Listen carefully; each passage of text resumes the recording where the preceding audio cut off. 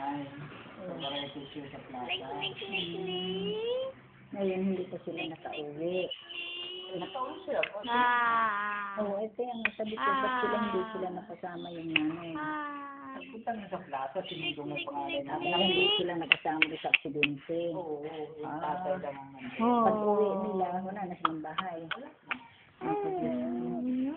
Yung nakaligtas lang doon sa sunog ng ama. Sabi mo?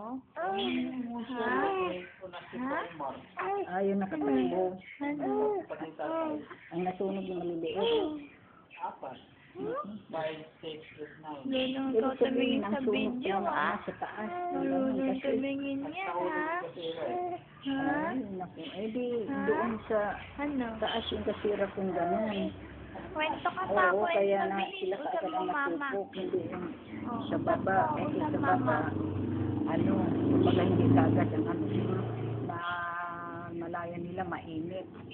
Kaya, nakatakbo. Na, may mga anak. Ano yun? Kawawa. Ano yun, Nick? Ano yun, maingay? Hindi, sunan nandun yung anak at ang kapatid nila sa inyo na nakaligtas.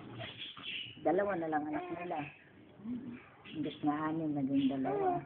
Naku, hindi yun maanong konsensya nila yung anak nila na yun.